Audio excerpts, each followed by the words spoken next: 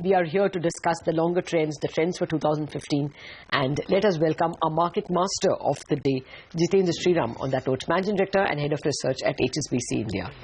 Good morning, Jitendra. Thank you very much for joining us this morning. What's the sense you're getting first of 2015 at a macro level for the markets? Is it as good a year? Is it likely to return 30%? Is it likely to return half that amount? Or is it likely to be one of those meandering years? Well, first of all, a very happy new year to all of you at the studio, and to all your viewers, a very happy investing through 2015. Thank you. Coming to your point about 2015, I would argue that, probably 2014 was a year of a re-rating catalyst. A stable political disposition, also the fact that, probably the macro is on the mend, the crude prices have come off, so it obviously augurs well for the India macro report card. All these things have got discounted in the PE.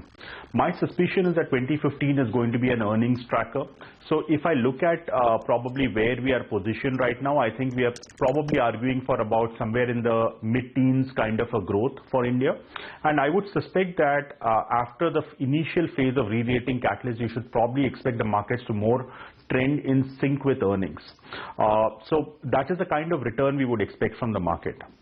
Clearly, there are multiple other factors at play, global factors like when does the Fed start acting, or when does, what is the extent of dollar strength, which you can see, local factors as well, telecom auctions, coal auctions, all these things are there in 1Q. But I guess that would be the main things to watch out for. All right, Jitendra, hi, good morning, and from all of us here, Happy New Year to you and your entire team. We hope you guys have a great 2015 as well. 2014 has been very kind to us.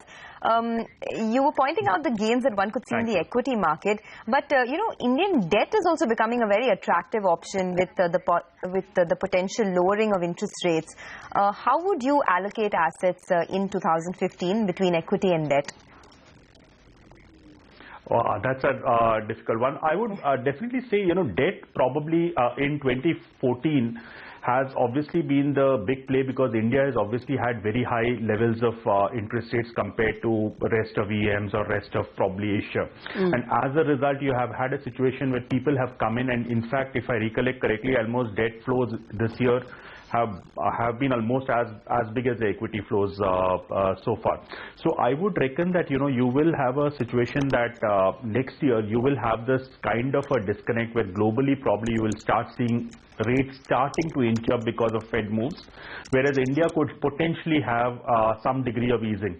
Whether it happens in 1Q, 2Q, that is still left to how the inflation trajectory plays out. But I would definitely expect, and we are forecasting that we should see about a 50 basis point easing in RBI rates through the year. So I would definitely say that you should have that situation play out for the Indian market. So people with stock of debt will obviously see that impact filter through in terms of appreciation there. But at this juncture, I would definitely be more position towards the equity markets, because I think we are at the cusp of a recovery, and clearly that will start getting built in over the course of probably the next 2 quarters or so. And as that comes in and we start playing the earnings growth trajectory and the uplift in earnings, I would expect that equity probably from here on should start seeing better returns than what debt has given you thus far. But we're talking about two really very different risk appetites out here. Oh, absolutely. And people could have both, of course. Jitendra, there is still that event of the Fed rate hike. There is still the event of potential red flags in Europe as well. What are the kind of global jitters you see? In spite of it being well discounted, will there still be some fairly volatile jitters in global fund flows around or before the Fed rate hike? When would that be? See, our call is that probably we are looking at a third quarter of next calendar when Fed starts to make its move. So, I think volatility will come back. I mean, that is something which we are more certain about, that volatility will be there to bite when when the noise around the Fed starts building up of when the actual timing of the hike starts to come through. And, the latest print of GDP from the US is also probably more conducive to argue for a rate hike as such. That is definitely going to be there. I would suspect that the other part is probably people are looking at only one part of the crude story, and we probably need to look at both sides of the coin. One part is obviously it's great news for India macro that crude has slipped and it has come down to the levels that it is at currently. But the other factor is that weaker crude price is also reflective of probably a weakness in global demand as well, and which could mean that you could have a lot of oil exporting countries which find it difficult to balance budgets, which find it difficult to undertake fresh capex and so on, which might have some bit of trip up in terms of what we look at for growth coming through. Okay. So sectorally, what could be the leaders of 2015? Well, if I look at the overall markets in India, I would say that the two sectors which probably are still quite depressed in terms of their overall capital efficiency is industrials, which will probably be a big play on the IIP recovery which comes through. So that clearly will be one sector to watch out for in terms of leading the market. So industrials is something that we are quite excited about.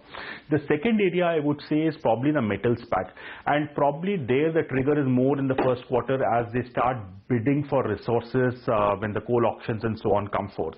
And these two sectors could potentially be the triggers that might probably be what one has to look at. I mean, just to give you some color on this, metal sector, for example, in the mid 2000s used to have a return on equity of probably 30% plus, whereas it's probably in the sub 10% right now. So you have a large degree of catch-up which can come through in this sector. All right. Well, Jitendra, I just wanted to belabor the other point that you mentioned, that the weakness in the global economy, especially in commodity exporting countries, should be factored into the demand scenario for Indian companies.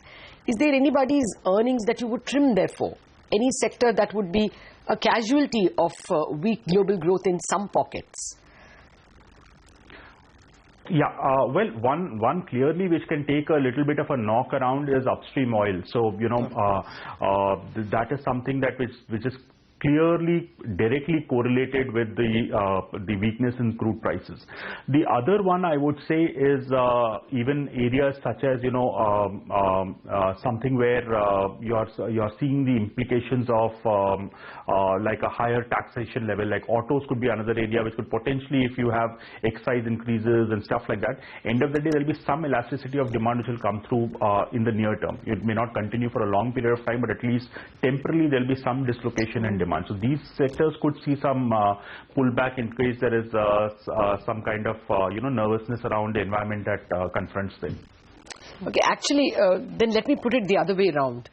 How would you divide 100 rupee of investments in 2015? As you step into the year at least, where would you be weighted?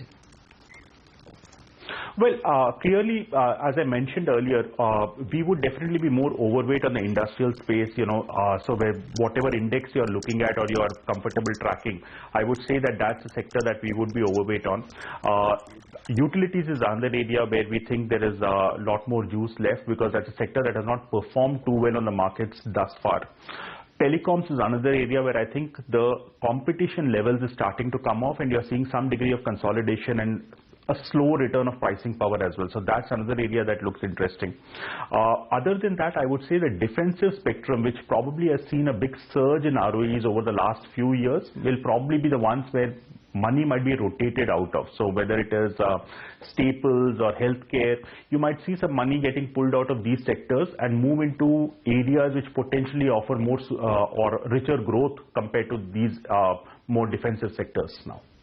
All right, we'll leave it at that. Jitendra, thanks for joining us, and once again, have a great year. We'll see you very soon, so enjoy the new year till then.